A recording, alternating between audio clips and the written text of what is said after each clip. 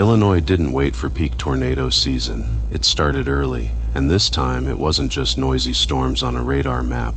There were tornadoes, flooded roads, damaged homes, shattered vehicles, record-breaking hail, injuries, and lives lost. That's what makes Illinois early 2026 severe weather season feel so strange, because when most people think of Illinois severe weather, they think of late April, May, June, warm air, storm towers, tornado warnings lighting up the map.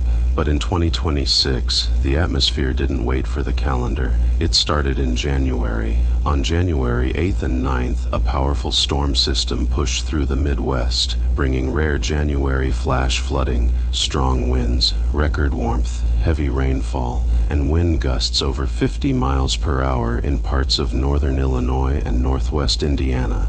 Chicago O'Hare recorded 2 inches of rain on January 8th, breaking the daily rainfall record for that date in January. While people were still thinking winter, the atmosphere was already acting like spring. Flooding hit parts of the Chicago metro. Winds roared overnight. Temperatures climbed into the 60s, and the first sign appeared that 2026 was not going to behave normally. Then March arrived, and the storms came back. On March 6th, thunderstorms produced localized flash flooding, damaging winds, and damaging hail near the southern shore of Lake Michigan. But 4 days later, Illinois got the real warning shot. March 10th, a localized severe weather outbreak hit the Kankakee River Valley. The National Weather Service confirmed 10 tornadoes in the Chicago offices area alone, and one supercell produced a family of 12 tornadoes across Illinois and northwest Indiana. One of them became an EF3. It tracked through southern Kankakee and Aroma Park in Illinois, then into Lake Village and Roselawn, Indiana, before ending west of DeMotte. And the damage was severe. Homes were damaged. Buildings were ripped apart. Power lines came down. Trees were uprooted. Roads were blocked. A longtime Kankakee Garden Center had multiple buildings destroyed, with the business later estimating damage could reach around $3 million. Kankakee County officials reported 9 injuries from the storms, and in Indiana, 2 people were killed when the tornado struck Lake Village. That's the part people forget. This was not just early severe weather. This was deadly, and while tornado damage was unfolding, the sky was throwing ice that looked almost impossible. Hail over 6 inches in diameter fell in Kankakee, large enough to challenge or set a new Illinois state record, bigger than softballs, heavy enough to smash cars, break windows, damage roofs, and make people question what month they were even living in.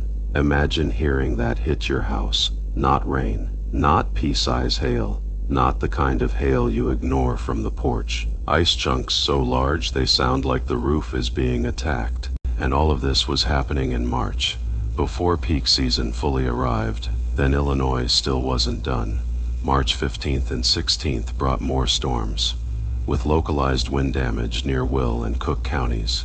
March 26th brought damaging hailstorms across northeastern Illinois and northwest Indiana. March 30th and 31st brought multiple rounds of thunderstorms, again producing damaging hail across the region. Then April opened the door even wider. On April 2nd, 3 tornadoes touched down in northern Illinois, along with swaths of wind damage. April 13th brought damaging winds and hail near the Kankakee River Valley. April 14th brought large hail, damaging winds, and flash flooding across northern Illinois. Chicago O'Hare recorded 2.43 inches of rain that day, setting another daily rainfall record.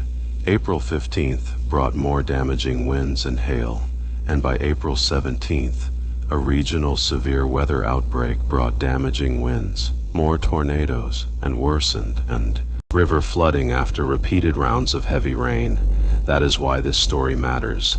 It wasn't one storm, it wasn't one bad day, it was a pattern. January flooding, March tornadoes, and EF3, 2 deaths in northwest Indiana, 9 reported injuries in Kankakee County, a business estimating around $3 million in damage, state record size hail over 6 inches, April tornadoes, repeated damaging winds, flash flooding, river rises, Storm after storm after storm. The weather calendar felt wrong, like Illinois was getting pieces of peak severe season before people were ready for spring. And that's the part people need to understand. Severe weather does not care what month it is. It doesn't wait for the day you expect it.